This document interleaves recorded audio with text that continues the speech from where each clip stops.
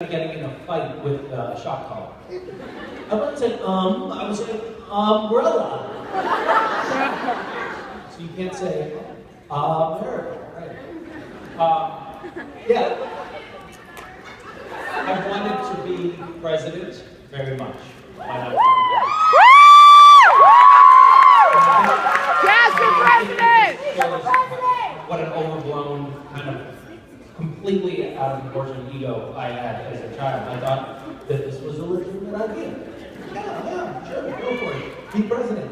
And I thought that all the way up through college. I was still thinking, yeah, I think I'm going to be president. I'd vote for him. Totally delusional. I was. Thank you.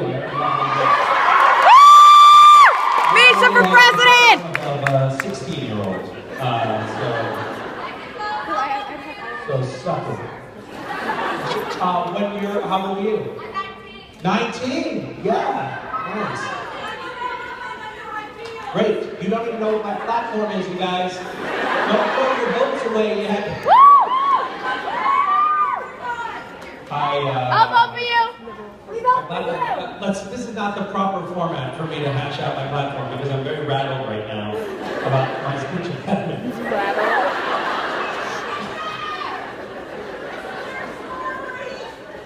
This is really going off the rails. I'm going on tangents here, but I had a conversation, I believe yesterday, with my wife about, we were going on a walk, and it was a long walk, and we needed something to talk about. So I said, so what do you, and she said, she filled in for me, want to do with my life? And I said, sure, yeah, what do you want to do with your life? And she said, I don't know, I'm trying to figure that out. And it was kind of an interesting moment that we then broke down further and realized that we didn't really think about our lives that way anymore. We weren't really measuring ourselves. We're not thinking about measuring our lives according to what we're doing. We're hoping, ideally, just to have happy, good lives and a happy family, and kind of measuring the success of our lives by that rather than by some, career or status milestones that we may or may not hit along the way. So I care less about what I'm going to be when I grow up now than I did when I was in college trying to be president, for sure. But I don't know what I want to be when I grow up at the moment. No. Thank you. Hi. Hi, Misha. How are you? Good, how are you? I like your antlers. Thank you. They're very fetching. You're my dogs, actually. They're your dog's antlers? Yeah. Wow. Pet show. Free. They're Petco antlers? Yes. They come free? Yeah. Christmas time. They're giving out free antlers at Petco? I can see a raid from the Musketeers coming soon. Petco is going to regret that decision. It could possibly put them out of business. I think you have to have a dog to get one. Oh, yeah, everybody has a friend who has a dog. So I was wondering if you had any advice for aspiring actors? Yes. Tell me. Yes. I would say at your earliest convenience, consult a speech therapist, because you could find yourself on stage in front of 2,000 people at some point and suddenly realize that you hadn't buttoned up that aspect of your performance. And it could really be scarring for you. So you don't want to find yourself in that situation. This is my advice for anything. It's a catch-all. Be persistent and ambitious. Dream. I think if you really sort of set your sights on something big and kind of allow yourself to believe it, it can actually happen. But you have to be persistent. You have to stick it out, and you have to not give up. Even if you have to forge on, even if you find that you're saying all the time. Plow through that and not give up.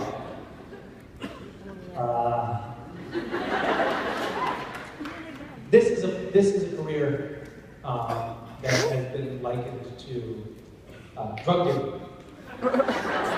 In that it is, what's the guy who wrote Freakonomics? I can't remember his name. Yes, Stephen Levitt? Levitt.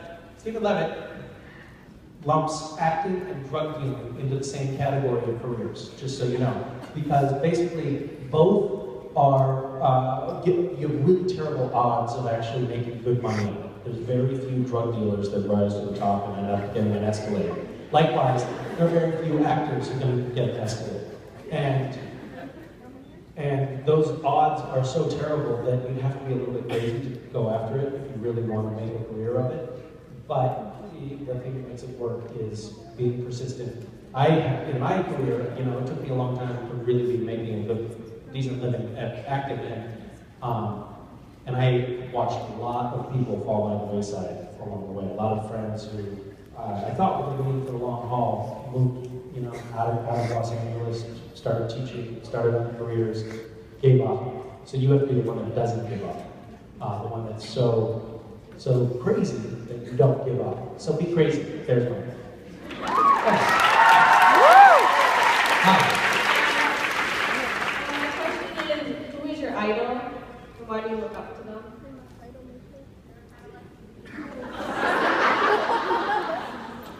My idol is Jared Padalecki. And I look up to him because he's simply so tall that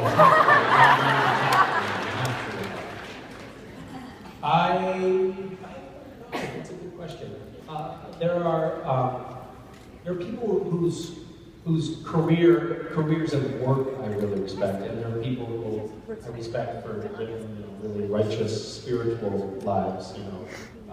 Gandhi is impressive. Martin Luther King was impressive.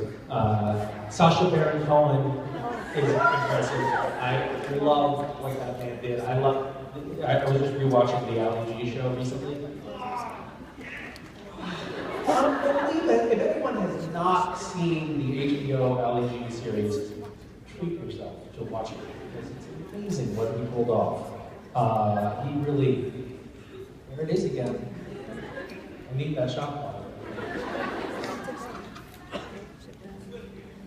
Yeah, good.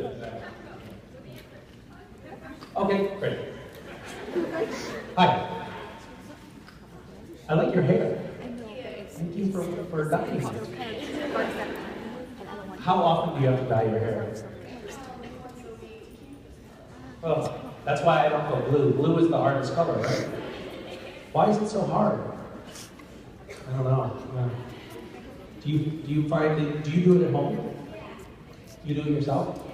Is your bathroom blue? It is? Yeah, that's a problem. Do you live by yourself or with other blue people? Is it like a little Smurf village? My question was that, You don't want to talk about the Smurfs. It's okay, that was a bit personal. Yes? my question was that we all know that Cass sort of has a very unique persona, and I was wondering how you went about creating that persona, like whether it was just you putting together all the, things the director wanted, or if it was just you being. The character of Castiel, when he's first introduced, has they gave me a few things to work with. One of them was, I knew first of all that he was impervious to bullets and knives, and that he was very powerful. That he had not been around humans for thousands of years, so they were kind of like strange beings to him. He was curious about how they operated, and it didn't quite fit in.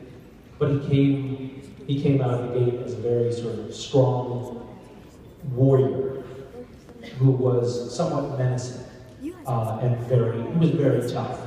And you can see that in some of the first scenes he has with Dean. I'll kill you, he's just. But then over time the character sort of evolved and became a little bit more socially awkward, a little dorky, a little slouchy, kind of more like Misha. And I think that what happened was the writers were like, we can't. Unfortunately, because of casting problems, we can't continue to have this character be super tough, badass all the time. There's they had a very heavy undercurrent of dork that seemed to be coming through on screen. So they started writing to accommodate that, and I think that's how the character kind of evolved. Yeah. Hi. Hi, Misha. So if I could describe you with a fancy song, it would probably be flawless. I actually don't know that song. It could be like really an insult, but it was bad. It is a beautiful song. Oh, okay. So, I think it's just beautiful that you are yourself, you do all these crazy things, and you're not afraid to just say what you want and be who you are. So like, what advice would you give people to be courageous and do crazy things and just be out there like you are and to kind of come into yourself and be confident?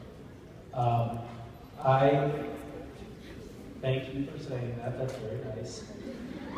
I do not feel like that's an accurate portrayal of me. I feel very... It is. I'm hard on myself for not being more courageous about being grateful.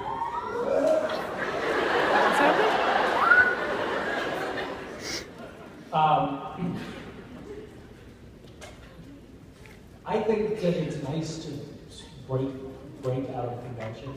Not this kind of convention. Don't leave. We said to break out. We left. We were so glad we did. And we sat home so much. It was crazy.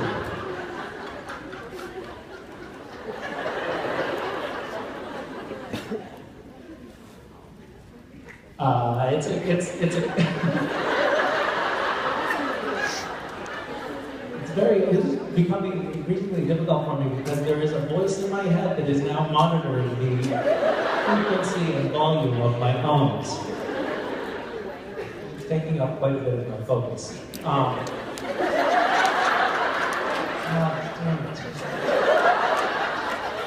I didn't know that about myself. What? Let's see what here. Everywhere.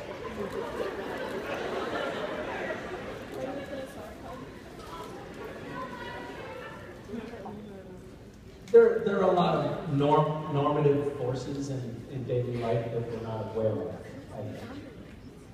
Like, for instance, you don't even think twice about following all kinds of rules that are somewhat arbitrary.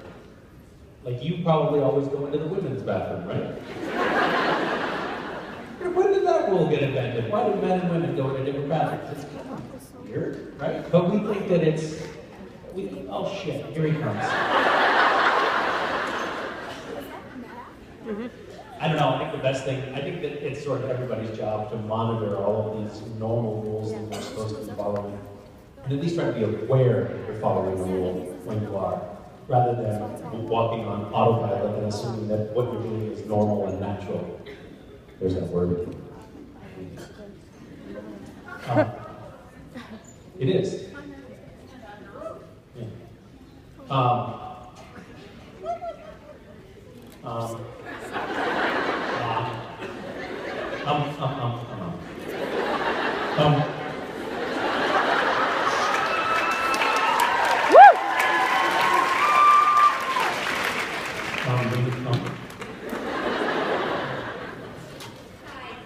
My question is, can you name the top 3 foods you think Cass misses the most since he became an angel again?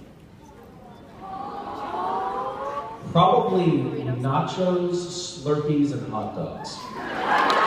Because I think that was his entire culinary universe was in the gas and sit. That's all he ever really had a chance to try.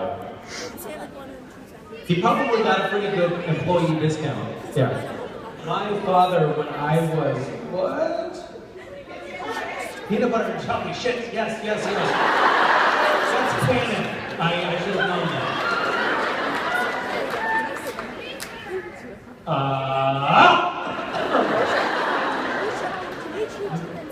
My father worked at a 7-Eleven briefly when I was probably 4, and I remember this was the late 70s. He was very much a hippie, very much a pot-smoking guitar player, beer-having hippie in the 70s, working at 7-Eleven, and he was a crap employee.